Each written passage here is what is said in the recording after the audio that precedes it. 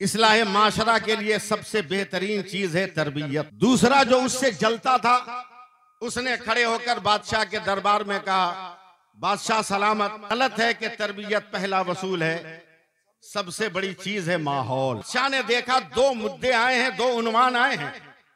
बादशाह ने कहा तुम दोनों को एक एक महीने का वक्त दिया जाता है। जिसने तरबियत को वसूल माशरा बनाया है वो तरबियत पर प्रैक्टिकल दलील दे, और जिसने माहौल को वसूल माशरा बनाया है वो माहौल पर प्रैक्टिकल दलील दे।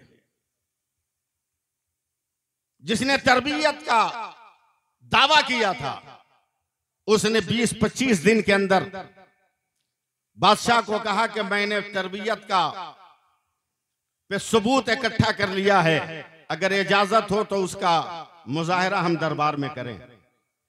दरबार सज गया। बहुत गौर से सुने आप, दरबार सज गया। उस तरबियत के उन्वान पर गुफ्तगू करने वाले दरबारी ने ताली बजाई। दरबार के 10 दरवाजे से 10 बिल्लियां आई। बिल्लियों के मुंह में प्लेट है, प्लेट में मोमबत्ती जल रही है। पूरे दरबार में घूम घूम कर करतब दिखाकर वो बिल्लियां फिर राज दरबार से निकल गई। न प्लेट गिरी, न मोमबत्ती गिरी, न मोमबत्ती बुझी। दरबार के तमाम लोगों ने तालियां बजाई। बादशाह ने कहा वाकई तरबियत एक इस्लाह माशरा के लिए बहुत जरूरी है, और आज तुमने साबित कर दिया कि बिल्ली जैसे उछल कूद करने वाले जानवर को भी तरबियत देकर तूने एक ऐसे ढंग में उसे रचाया कि मुंह में प्लेट रखकर प्लेट में मोमबत्ती जलाकर भी वो करतब दिखाते हुए बिल्लियां गुजर गई, न मोमबत्ती बुझी न प्लेट गिरी। वाकई तरबियत इस्लाह माशरा के लिए बहुत जरूरी है। जिसने कहा था इस्लाह माशरा के लिए माहौल जरूरी है, का तुम अब प्रैक्टिकल पेश करो। 4-5 दिन बाकी है, इसकी खोपड़ी खराब है, कोई दलील इसके पास नहीं बन रही है। अपने एक हमनवा से जिक्र किया ये मामला है का जंगल में चले जाओ, एक अल्लाह का वली बैठता है, वो सबसे बातें कम करता है। अहले इल्म तवज्जो दे, वो बातें कम करता है, मगर उसने तेरी सुन ली तो फिर तेरे मुकाबले में कोई आने वाला नहीं। गया जंगल में, अल्लाह के वली के सामने बैठा अदब से। बड़ी देर के बाद अल्लाह के वली ने निगाह उठाई, का बेटा क्या जरूरत है? का सरकार ये मामला है, इस्लाह माशरा के लिए। बादशाह ने पूछा क्या करना होगा? एक दरबानी ने कहा तरबियत, मैंने कह दिया माहौल। बादशाह ने कहा दोनों को प्रैक्टिकल दिखाना होगा। मेरे दोस्त दरबारी ने प्रैक्टिकल दिखा दिया कि बिल्ली आई, मुंह में प्लेट है, उस पे मोमबत्ती जल रही है, उसने करतब भी देखा है, मगर उसके बावजूद न प्लेट गिरी, न मोमबत्ती बुझी, न कोई नुकसान हुआ, बिल्लियां गुजर के चली गई। अब मैंने कहा माहौल, इस पर कोई मेरे पास दलील नहीं है। अल्लाह के वली ने आंखें बंद की है। कहा कब तुम्हें प्रैक्टिकल दिखाना है?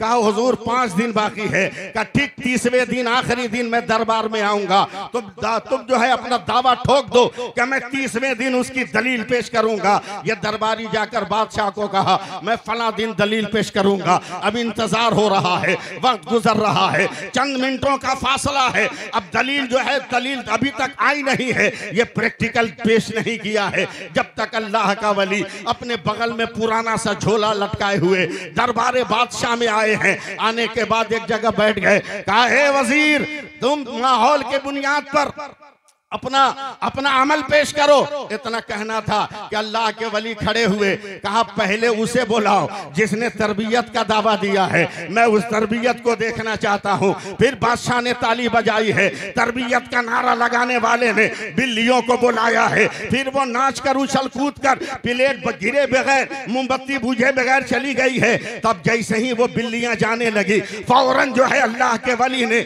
अपने पुराने झोले से 2-4 दर्जन चूहों को निकाला है और बिल्लियों की तरफ खोल दिया है। जैसे ही चूहे दौड़े हैं, बिल्लियों ने प्लेट फेंका है, बिल्लियों ने मोमबत्ती फेंकी है और पूरे दरबार में वाही तबाही मचा दी है।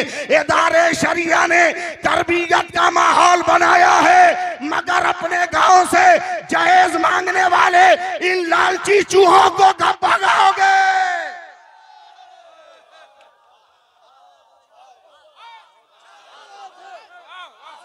इन लालची चूहों को भगाओ, वरना तरबियत भी बेकार हो जाएगी, तरबियत का सारा मामला गड़बड़ हो जाएगा। इन लालची चूहों को भगाओ जो कह रहे हैं कि बगैर डिमांड के नहीं। और अब तो 1 महीने से राग बदल गई, 25,000 की नौकरी लग गई, तिलक का बिल, जहेज का बिल 10 लाख हो गया। मुझको कितना दोगे बे? मैं तो डेली 25,000 कमाता हूं। महीने में 25,000 मिलने लगा, 10 लाख का डिमांड होने लगा। ये वो कुत्ते हैं जो सिर्फ चमड़ी चाटना जानते हैं। अगर इन्हें भगाकर अपना समाज बनाओगे तो आज फलस्तीन की आजादी के लिए रोना नहीं होगा और मस्जिद अक्सा की आजादी के लिए रोना नहीं होगा, बल्कि हमारी माओ का दूध वो ताकत रखता है कि जिस मैदान में चाहेंगे हम खालिद इब्ने वलीद की अजमतों का झंडा लहरा। बस बस बस बस, नारा लगाइएगा जब जरूरत आएगी तब। पहले इन लालची कुत्तों का इलाज। एक गरीब बाप बड़ा परेशान था, दिल्ली के अखबार में उसने खबर छपवा दी। बड़ी खूबसूरत सोमो सलात की पाबंद, उमूर खारादारी में माहिर, खूबसूरत हसीन जमील बच्ची के लिए रिश्ता मतलूब है। जो लड़का मेरी बेटी से शादी करेगा मैं अपना पूरा कारोबार उसके नाम ट्रांसफर कर दूंगा। सुबह का सूरज निकलते ही लालची लुटेरों की लाइन लग गई।